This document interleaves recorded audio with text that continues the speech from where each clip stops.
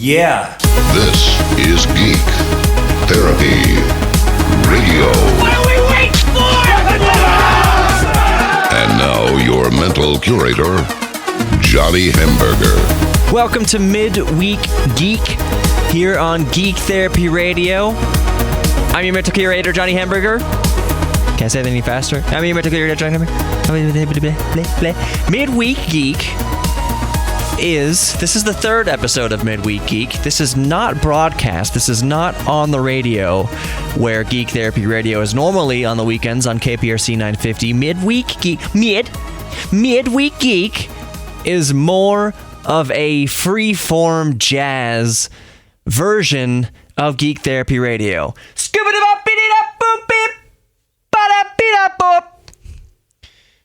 More of a free-form jazz version of Geek Therapy Radio, where I get to talk about basically whatever I want. And yes, I know I get to do that on Geek Therapy Radio, normally each week on the radio and on the normal podcast. But here in Midweek Geek, we don't have breaks. There are no segments. It's just one long thing. So if I choose to talk for 3 minutes for one episode of Midweek Geek, or what did I do last week with Andrew? 48 minutes of pure nonsense? As I described it, maybe you saw in the description of last week's Midweek Geek, I said something like 5% useful information, 98% nonsense. 5% useful information, 98% nonsense. My girlfriend said, those numbers don't add up. It's like, I know. That was the point. But anyways, it's a format where I can talk about whatever I want. It will still tend to lean heavily geeky, but I'm just not ruling anything out. Again, like you heard last week, I was talking about Kanye West and Kim Kardashian with my friend Andrew, aka Bird Peterson. We were all over the place. We just went off the rails on things that didn't make sense. Talked about bagels in a very unappetizing way. I don't actually recommend you go back and listen to that last episode of Midweek Geek. I can in good conscience recommend you to go listen to it, but it will still probably be one of my favorites just due to who I had on. And it went for 48 minutes. When you're having good conversation, and in last week's case, good is in quotes, and that is subject to the listener, what's good and what's not. It's fun to go that long. We went 48 minutes, no breaks. Again, Midweek Geek, there's no breaks here. It's just one continuous stream of consciousness with no segments. One segment. Did I just lose my train of thought? I do want to talk about some things in this episode of Midweek Geek. I do want to talk about parallels between Tesla motor cars and the old DeLorean Motor Company. Elon Musk is facing hurdles and challenges in building his car company. Not exactly the same as, but similar to hurdles that John Delorean faced in the late 1970s, early 1980s, and arguably the same that Tucker faced in the early to mid 40s when he came out with the Tucker motor car. Oh my gosh, what did I want to say about Midweek Geek? I know it's going to be one of those things that's just going to come to me. I'm going to be talking about something and it's going to be a lightning bolt of inspiration that it's going to derail me from whatever I'm talking about. Anyways, before we talk about Tesla and DeLorean Motor Company and the parallels therein between those two stories, I want to talk about something that briefly or unbriefly, I want to debrief you on something that I brought up a while back on one of my normal episodes of Geek Therapy Radio.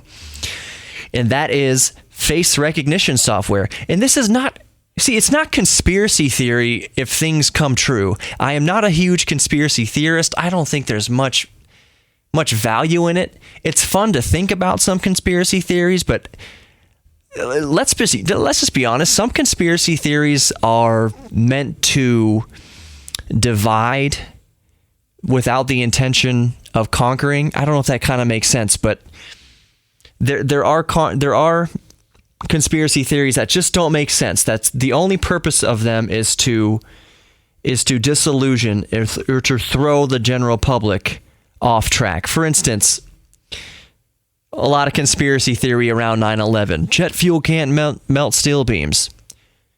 Jet fuel doesn't have to melt steel beams. All it has to do is weaken steel beams.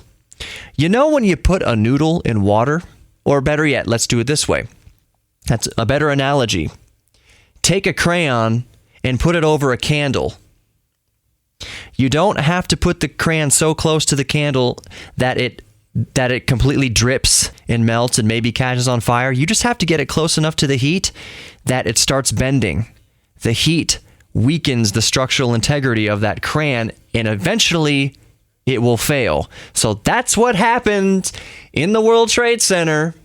Jet fuel didn't melt the steel beams, but it weakened the steel beams. So that's just an example of where conspiracy theory is just destroyed by physics, by real textbook demonstratable physics. So all that to say this, I don't really prescribe to a lot of conspiracy theories. I don't like to think about a whole ton of conspiracy theories.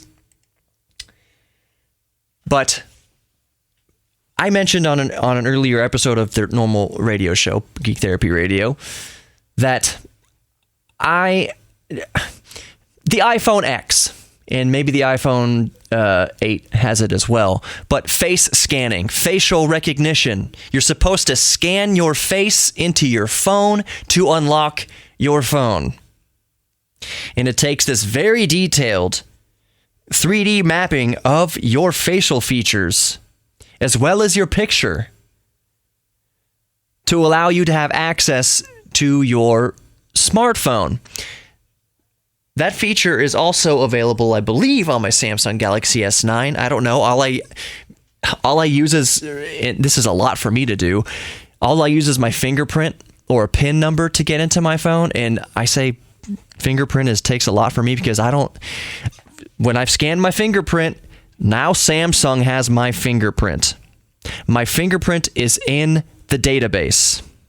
That means if I'm so stupid and go commit a crime, they can match my fingerprint. And so let's put ourselves in the shoes of a dumbass criminal, which 99.9% of them are dumb. Let's say you're going to come up with the perfect crime. You're going to go rob something, or you think you're going to go kill somebody, and you're going to cover your tracks so well.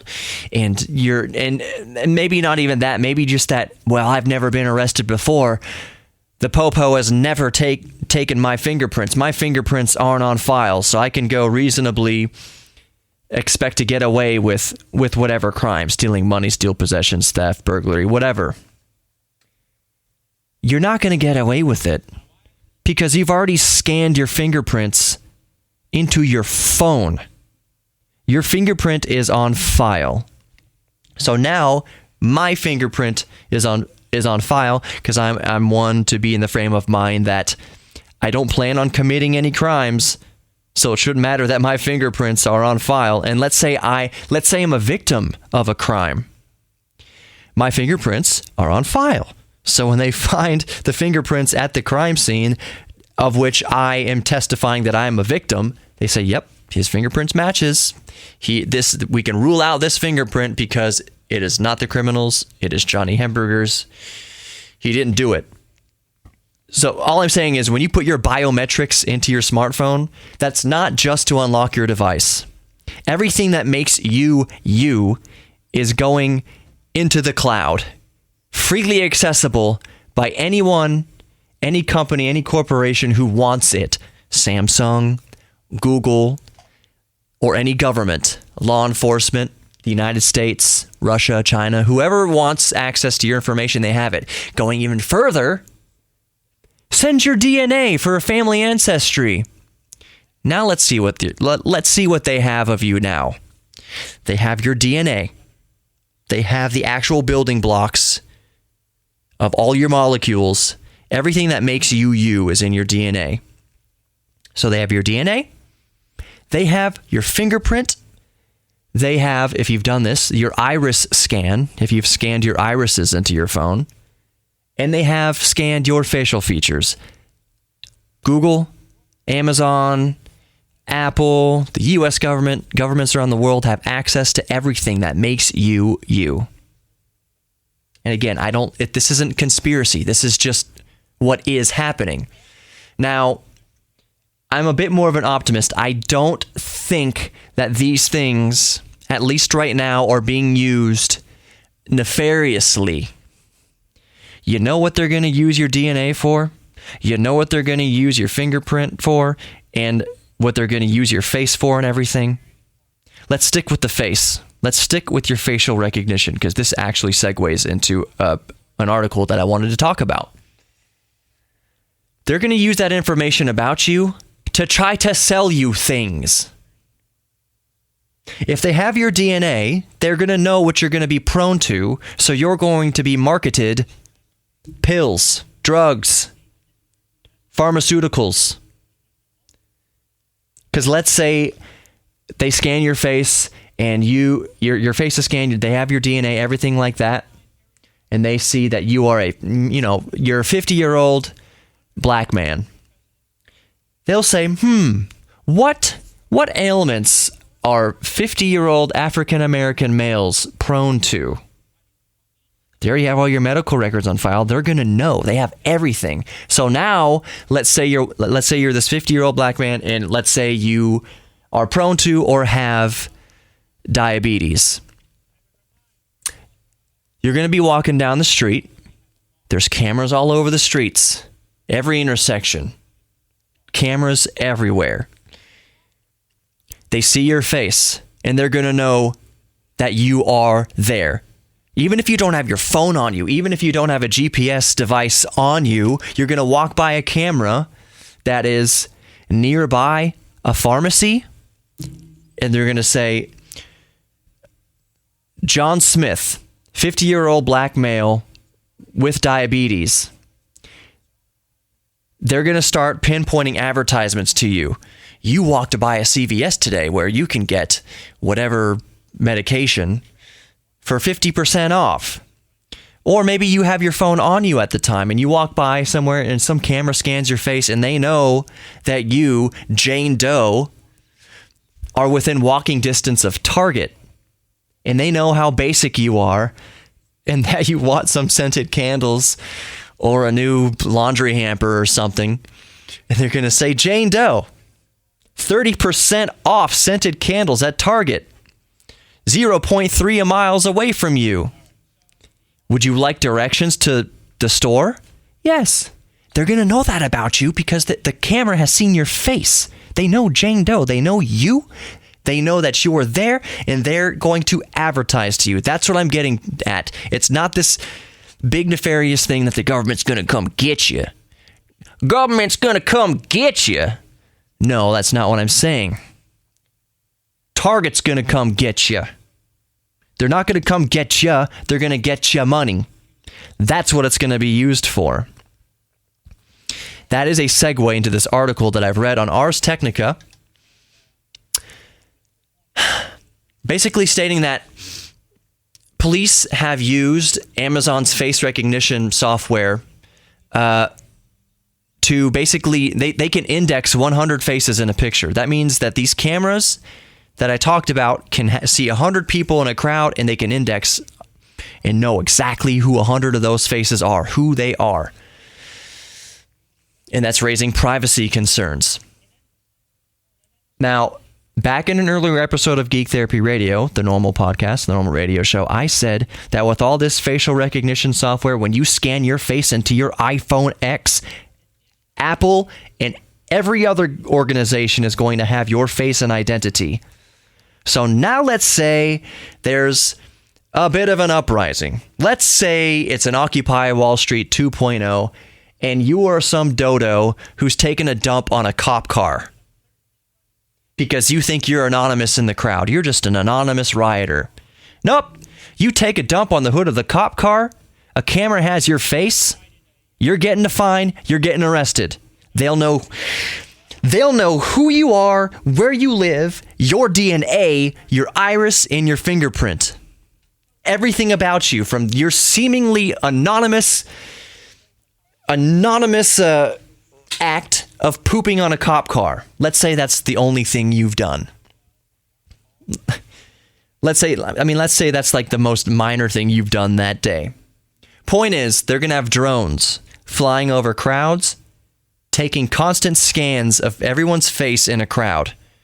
They're going to know you're there. And that's both good and bad. Let's say something bad happens. Let's say there's a terrorist attack in that crowd.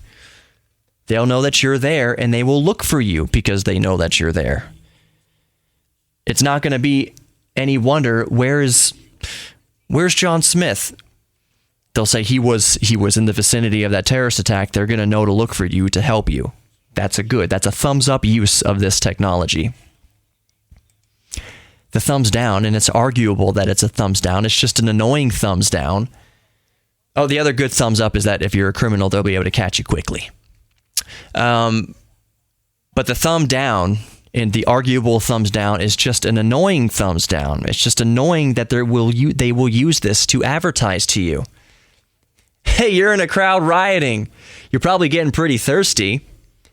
John Smith, you are 0.1 kilometers away from Walgreens, where you can get Gatorade for 25% off. And while you riot against Wall Street and riot against big corporations, you'll pull out your iPhone that you bought from Apple while you riot against corporations. And you'll look at it and say, wow, that's a good deal on Gatorade 0.1 kilometers away. And you'll go spend your money on Gatorade to keep you fueled up for more demonstrating. Sorry, did I call it rioting? For more demonstrating. Am I making sense? I really didn't mean to get off on such a... I don't think it's a controversial subject. And it's not really conspiracy. It makes sense, and it's happening.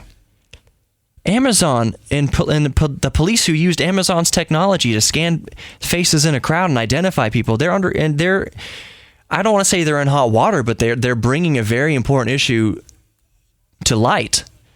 This is a severe privacy dilemma, a severe privacy issue. Again, like I said, they'll know where you are, and you don't even need a GPS device on you.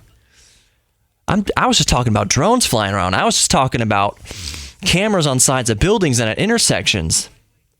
Now you start thinking about satellites floating around in space that can read the date on a dime from 200 miles above our atmosphere. You don't need a tracking device on you anymore to be tracked.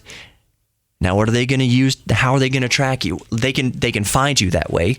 I mean, that's the good. Plus, and the annoying way is that they'll just try to sell you stuff. So when you get back to your house and you didn't have your phone on you, you'll get an email, like I said, from Walgreens. Hey, you were nearby a Walgreens today, and they will know the same path you take to and from work every day, and they will tell you all the things on your journey that you go to every day. By the way, we know that you travel this route 7 days a week, 5 days a week. Here's all the things we can try to sell you on this route. Here's all the things you were close to.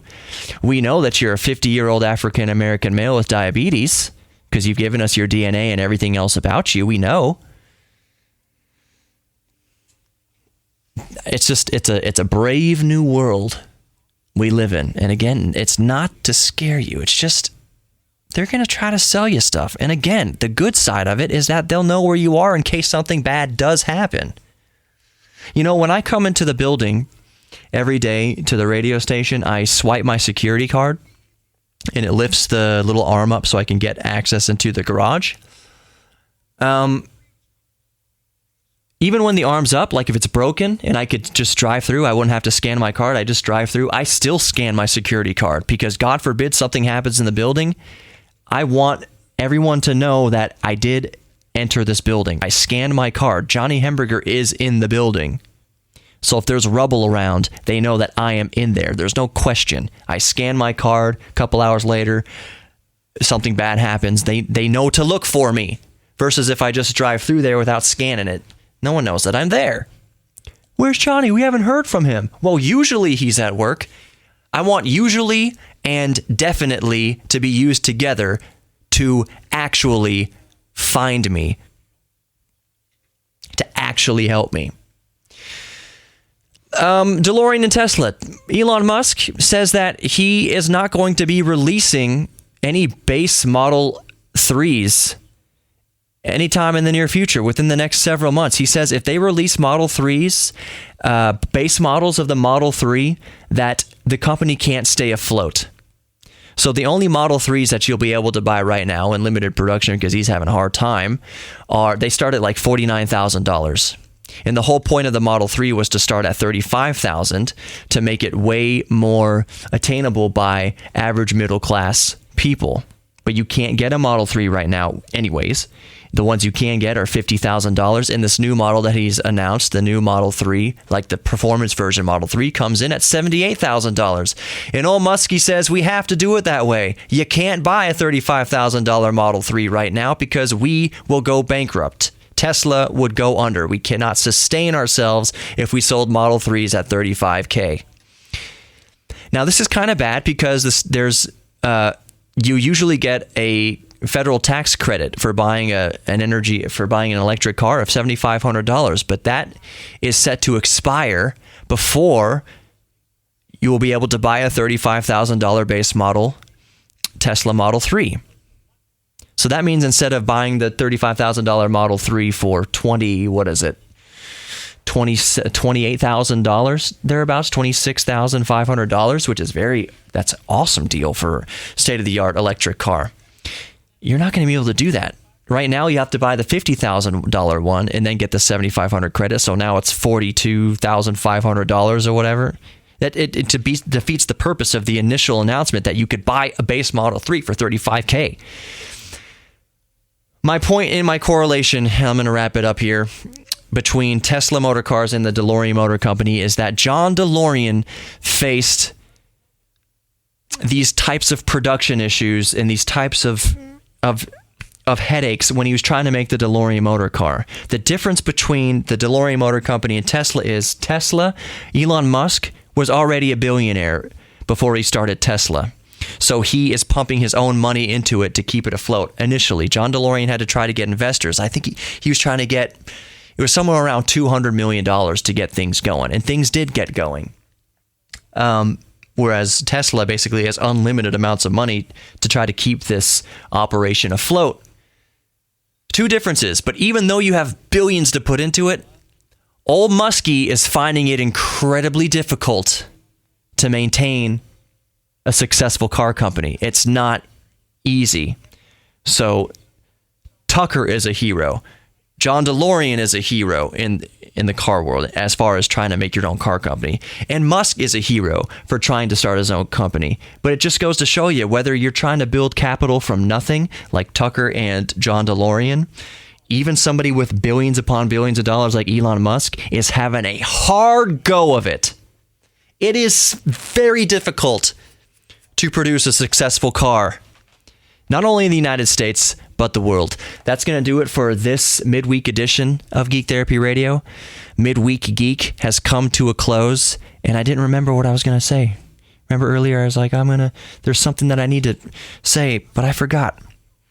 Oh my goodness. You know what? Doesn't matter. I'll see you guys this weekend. Geek Therapy Radio, the normal podcast, drops on Friday. It's an awesome show. I've got Sarah Schaff from Imager.com on there.